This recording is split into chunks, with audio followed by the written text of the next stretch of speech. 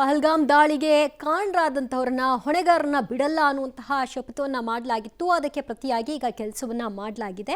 ಈಗ ಭಾರತ ಸರ್ಕಾರ ಸೇನೆ ನಡೆಸಿದಂತಹ ಈ ದಾಳಿಯ ಹಿನ್ನೆಲೆಯಲ್ಲಿ ಹಲವಾರು ನಾಯಕರುಗಳು ಇದಕ್ಕೆ ಪ್ರತಿಕ್ರಿಯೆಯನ್ನು ಕೊಟ್ಟಿದ್ದಾರೆ. ಸರಿಯಾದಂತಹ ಉತ್ತರವನ್ನ ಭಾರತ ಕೊಟ್ಟಿದೆ. ಆದರೆ ಪಾಕಿಸ್ತಾನ ಇನ್ನು ಮುಂದಾದರೂ ತಿದ್ದುಕೊಳ್ಬೇಕು ಅನ್ನುವಂತಹ ಮಾತುಗಳು ವ್ಯಕ್ತವಾಗಿದೆ. ಪಹಲ್ಗಾಮ್ನಲ್ಲಿ ನಡೆದಂತಹ ಉಗ್ರರ ದಾಳಿಗೆ ಪ್ರತೀಕಾರವಾಗಿ ಆಪರೇಷನ್ ಸಿಂಧೂರ ಹೆಸರಿನಲ್ಲಿ ಪಾಕಿಸ್ತಾನದ 9 ಉಗ್ರರ ನೆಲೆಗಳನ್ನು ಭಾರತ ಉಡಿಸಿ ಮಾಡಿದೆ. ಇನ್ನು ಈ ಬಗ್ಗೆ ಮಾತನಾಡಲಿಕ್ಕೆ ನಮ್ಮ ಜೊತೆ ನಿವೃತ್ತ ಕಮಾಂಡರ್ ಆಗಿರ್ತಕ್ಕಂತಹ ನಾಗೇಂದ್ರ ಅವರೇ ಇದ್ದಾರೆ. ಅವ್ರನ್ನೇ ಮಾತನಾಡ್ತಾ ಹೋಗ್ತೇನೆ. ಸರ್, ಮೊದಲೇದಾಗಿ ಈ ಒಂದು ದಾಳಿ ಬಗ್ಗೆ ಏನು ಪ್ರತಿಕ್ರಿಯೆ ನೀಡ್ತೀರಾ? ಈ ಒಂದು ದಾಳಿ ಒಂದು ಯೋಚನೆ ಮಾಡಿ ಪ್ರತ್ಯುತ್ತರ ಕೊಡುವಂಥ ಒಂದು ಪ್ರಕ್ರಿಯೆ ಆಗಿದೆ. ನಮ್ಮ 26 ಜನ ಟೂರಿಸ್ಟ್ಗಳನ್ನು ಹೊಡೆದಂಥ ಹೇಡಿ ಪಾಕಿಸ್ತಾನಕ್ಕೆ ಒಂದು ತಕ್ಕ ಉತ್ತರ ಆಗಿದೆ. ಒಬ್ಬರನ್ನು ಹೊಡೆದ್ರೆ ನಾವು ನಿಮ್ಮ 10 ಜನನ ಹೊಡಿತೀವಿ ಅನ್ನೋ ಒಂದು ಇದಕ್ಕಿಂತ ಹೆಚ್ಚಾಗಿ ಈ ಸತಿ ಒಬ್ಬರಿಗೆ 30 ಜನನ ಹೊಡೆಯುವಂಥ ಪ್ರಕ್ರಿಯೆ ನಡೆದಿದೆ. ಮತ್ತೊಂದು ವೈಶಿಷ್ಟ್ಯವಾದ ವಿಚಾರ ಅಂದರೆ ಇದರಲ್ಲಿ ಮೊದಲನೇ ಬಾರಿಗೆ ಭಾರತ ಇನಿಷಿಯೇಟಿವ್ ತಗೊಂಡು ದಾಳಿ ಮಾಡಿದೆ. ಮುಂಚಿನ ಯುದ್ಧಗಳಲ್ಲಿ ಯಾವಾಗಲೂ ಪಾಕಿಸ್ತಾನ ಮೊದಲು ಯುದ್ಧ ಮಾಡೋಕ್ಕೆ ಬರ್ತಿತ್ತು ಕಾಲು ಕೆರ್ಕೊಂಡು, ಆನಂತರ ನಾವು ಅದಕ್ಕೆ ರಿಯಾಕ್ಟ್ ಮಾಡ್ತಿದ್ವಿ. ಈ ಸತಿ ನಾವೇ ಅವ್ರ ಮೇಲೆ ದಾಳಿ ಮಾಡಿ ಅವ್ರಿಗೆ ಒಂದು ಸರಿಯಾದ ಪಾಠ ಕಲಿಸುವಂಥ ಪ್ರಕ್ರಿಯೆ ನಡೆಸಿದ್ವಿ. ಮತ್ತೊಂದೇನು ಅಂದರೆ ಮುಂಚಿನ ಯುದ್ಧಗಳಲ್ಲಿ ಮೊದಲು ಆರ್ಮಿ, ಇಲ್ಲ ಕೆಲವು ಸತಿ ನೇವಿ, ಕೆಲವು ಸತಿ ಏರ್ಫೋರ್ಸು, ಈ ರೀತಿ ಒಂದೊಂದಾಗಿ ಮಾಡ್ತಿದ್ವಿ. ಇಲ್ಲ 2 ಪಡೆಗಳು ಸೇರ್ಕೊಂಡು ಮಾಡ್ತಿದ್ವಿ. ಒಂದು ವಾರ್ನಲ್ಲಿ ನೇವಿ ಪಾರ್ಟಿಸಿಪೇಟೇ ಮಾಡುತ್ತಿಲ್ಲ. ಆದರೆ ಈಗಿನ ಒಂದು ನೆನ್ನೆಯ ದಾಳಿನಲ್ಲಿ 3 ಸಶಸ್ತ್ರ ಪಡೆಗಳು ಒಂದಾಗಿ ದಾಳಿ ನಡೆಸಿರೋದು ವಿಶ್ವಕ್ಕೆ ಒಂದು ಇದು ಸಂದೇಶ ಕೊಡ್ತಾ ಇದೆ. ಭಾರತ ಒಂದಾಗಿ ನಿಂತಿದೆ, ಎದ್ದು ನಿಂತಿದೆ.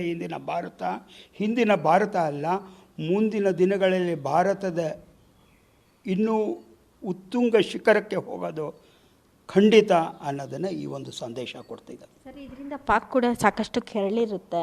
ಭಾರತದ ಮುಂದಿನ ನಡೆ ಹೇಗಿರಬೇಕು ಸರ್? ಈಗ ಪಾಕಿಸ್ತಾನದಲ್ಲಿ ಆಗಲೇ ಪ್ರಾಬ್ಲಮ್ ಆಗಿ ಅವರಲ್ಲೇ ಒಂದು ಛಿದ್ರವಾಗಿ ಹೋಗುವ ಒಂದು ಸ್ಥಿತಿ ಬಂದಿದೆ. ಪಾಕಿಸ್ತಾನನ ನೋಡಿದರೆ ಅದರಲ್ಲಿ ಪಂಜಾಬಿಗಳು ಹಾಗೂ ಸಿಂಧಿಗಳ ಕೈವಾಡನೇ ಜಾಸ್ತಿ. ಬಲೂಚಿಗಳನ್ನು ಪಕ್ಕಕ್ಕೆ ಹಾಕಿದ್ದಾರೆ. ಆದ್ದರಿಂದ ಅಲ್ಲಿ ಬಲೂಚಿ ಲಿಬರೇಷನ್ ಆರ್ಮಿ ಅಂತ ಒಂದು ಹುಟ್ಕೊಂಡಿದೆ. ಅದಾಗಲೇ ನಾವು ದಾಳಿ ಮಾಡೋಕ್ಕೆ ಮುಂಚೆನೇ ಅವರೇನೆ ದಾಳಿ ಮಾಡಿ ಸಾಕಷ್ಟು ಜನ ಪಾಕಿಸ್ತಾನದ ಯೋಧರನ್ನು ಕೊಂದಿದ್ದಾರೆ. ಅದೇ ರೀತಿ ಖೈಬರ್ ಪಖ್ತೂನ್ಖ್ವಾ ಯಾವುದಿದೆ, ಅಲ್ಲೂ ಪಾಕಿಸ್ತಾನಕ್ಕೆ ಪ್ರಾಬ್ಲಮ್ ಇದೆ. ಇಮ್ರಾನ್ ಖಾನ್ ಎಲ್ಲಿಂದ ಬರ್ತಾರೆ, ಅದೇ ಖೈಬರ್ ಪಖ್ತೂನ್ಖ್ವಾ ಅದು ಒಂದು ಬೇರೆ ಆಗಿ ಹೋಗಲಿಕ್ಕೆ ರೆಡಿಯಾಗಿದೆ. ಆದ್ದರಿಂದ ಪಾಕಿಸ್ತಾನ ಇಂದು ಒಂದು ಛಿದ್ರವಾಗಿ ಹೋಗುವಂಥ ಸ್ಥಿತಿ ಬಂದಿದೆ. ಅವ್ರಿಗೆ ವಾರ್ನಲ್ಲಿ ಇವತ್ತು 7 ದಿನಕ್ಕಿಂತ ಜಾಸ್ತಿ ನಡೆಸುವಂಥ ಸಾಮರ್ಥ್ಯ ಇಲ್ಲ. ಅವರ ಹತ್ರ ದುಡ್ಡಿಲ್ಲ, ಏನಿಲ್ಲ. ಆದರೆ ಕೇವಲ ಆಟಮ್ ಬಾಂಬ್ಗಳನ್ನು ತೋರಿಸಿ ಹೆದರಿಸ್ತಾ ಇದ್ದಾರೆ. 130 ನಮ್ಮ ಹತ್ರ ಇದೆ ಅಂತ. ಆದರೆ ಏನು ತಿಳ್ಕೊಬೇಕು ಅಂದರೆ ಅವರು ಒಂದು ಆಟಮ್ ಬಾಂಬ್ ಹಾಕಿದರೆ ಫುಲ್ ಪಾಕಿಸ್ತಾನನೇ ಧ್ವಂಸ ಆಗೋಗುತ್ತೆ. ಈ ವಿಶ್ವದ ಮೇಲೆ ಇರೋದಿಲ್ಲ ಅನ್ನೋದನ್ನು ತಿಳ್ಕೊಬೇಕು. ಅದನ್ನು ಸರ್, ಇವತ್ತು ಇದರ ನಡುವೆ ಮಾಕ್ ಡ್ರಿಲ್ಗೂ ಕೂಡ ಗೃಹ ಇಲಾಖೆ ಕರೆ ನೀಡಿದೆ. ಏನು ಹೇಳ್ತೀರಾ ಸರ್? ಈ ಮಾಕ್ ಡ್ರಿಲ್ನಲ್ಲಿ ಏನು ಗೃಹ ಇಲಾಖೆ ಕರೆ ನೀಡಿದೆ, ಸ್ಟೇಟ್ ಗೌರ್ಮೆಂಟ್ಗಳಿಗೆ ಏನು ಒಂದು ಕರೆ ಒಡ್ಡಿದೆ, ಅದಕ್ಕೆ ಇದು ಡಿಸಾಸ್ಟರ್ ಮ್ಯಾನೇಜ್ಮೆಂಟ್ ಅನ್ನೋ ಒಂದು ಪ್ರಕ್ರಿಯೆಯಲ್ಲಿ ಬರುತ್ತೆ. ಈ ಡಿಸಾಸ್ಟರ್ ಮ್ಯಾನೇಜ್ಮೆಂಟ್ನ ನಾವು 1.5 ದಶಕದ ಹಿಂದಿಂದ ಶುರು ಮಾಡಿದ್ದೀವಿ ನಾವು.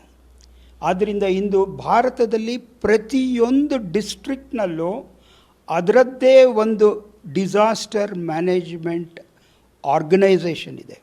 ಅದರಲ್ಲಿ IPS ಆಫೀಸರ್ಗಳು, IAS ಆಫೀಸರ್ಸ್ಗಳು ಹಾಗೂ ಸೇನಾ ಪಡೆಯೋರು, ಹೋಮ್ ಗಾರ್ಡ್ಸು ಎಲ್ಲ ಇರ್ತಾರೆ.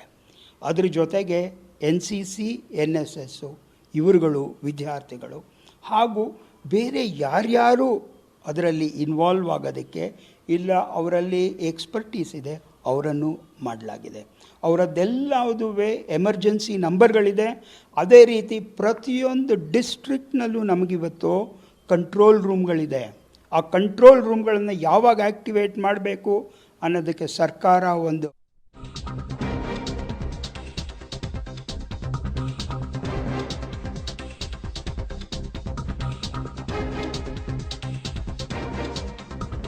ಭಾರತ ಸರ್ಕಾರ ಪ್ರತೀಕಾರವಾಗಿ ಆಪರೇಷನ್ ಸಿಂಧೂರ ನಡೆಸಿದ ಬೆನ್ನಲ್ಲೇ ಸ್ಟ್ರೈಕ್ನ ಬೆನ್ನಲ್ಲೇ ಮುಜರಾಯಿ ದೇವಾಲಯಗಳಲ್ಲಿ ವಿಶೇಷ ಪೂಜೆಯನ್ನ ನಡೆಸಲಾಗ್ತಾ ಇದೆ. ಧಾರ್ಮಿಕ ದತ್ತಿ ಇಲಾಖೆಯಿಂದ ಈ ಆದೇಶವನ್ನ ಮಾಡೋ ಮೂಲಕವಾಗಿ ಇದಕ್ಕೆ ವಿಶೇಷ ಪೂಜೆಯನ್ನ ನೆರವೇರಿಸಲಾಗಿದೆ. ಪಾಕಿಸ್ತಾನದ ಮೇಲೆ ಭಾರತ ಸ್ಟ್ರೈಕ್ ನಡೆಸಿದ್ದು 9 ಉಗ್ರರ ಅಡಗುತಾಣಗಳನ್ನ ನಿರ್ನಾಮ ಮಾಡಿದೆ ಮತ್ತು 26 ಮಂದಿ ಏನು ಹಿಂದೂಗಳ ನರಮೇಧ ಆಯಿತು. ಅದಾದ ನಂತರದಲ್ಲಿ ಶಪಥವನ್ನ ಮಾಡಿದಂತಹ ಭಾರತ ಸರ್ಕಾರ ಅದರಂತೆ ಆಪರೇಷನ್ ಸಿಂಧೂರವನ್ನ ಯಶಸ್ವಿಯಾಗಿ ನಿರ್ವಹಿಸಿದೆ, ಅಂದುಕೊಂಡದನ್ನ ಸಾಧಿಸಿದೆ. ಇದರ ಪರಿಣಾಮವಾಗಿ ದೇವಾಲಯಗಳಲ್ಲಿ ಪೂಜೆ ಪುನಸ್ಕಾರಗಳು ಜೋರು. ಮುಜರಾಯಿ ವ್ಯಾಪ್ತಿಯ 36,000 ದೇಗುಲಗಳಲ್ಲಿ ಇವತ್ತು ಪೂಜೆಗೆ ಕರೆಯನ್ನ ಕೊಡಲಾಗಿದೆ. ಪಾಕಿಸ್ತಾನದ ಮೇಲೆ ಭಾರತ ನಡೆಸಿದಂತಹ ಸ್ಟ್ರೈಕ್ ಯಶಸ್ವಿಯಾಗಿದೆ. ಇದು ಭಾರತಕ್ಕೆ ಸಂದಂತಹ ಜಯ ಮತ್ತು 26 ಮಂದಿಯ ಕುಟುಂಬಸ್ಥರು ಏನು ಕೋರ್ತಾ ಇದ್ರು ಅದಕ್ಕೆ ಪ್ರತೀಕಾರವಾಗಿ ಸಿಕ್ಕಿರುವಂತಹ ಉತ್ತರ.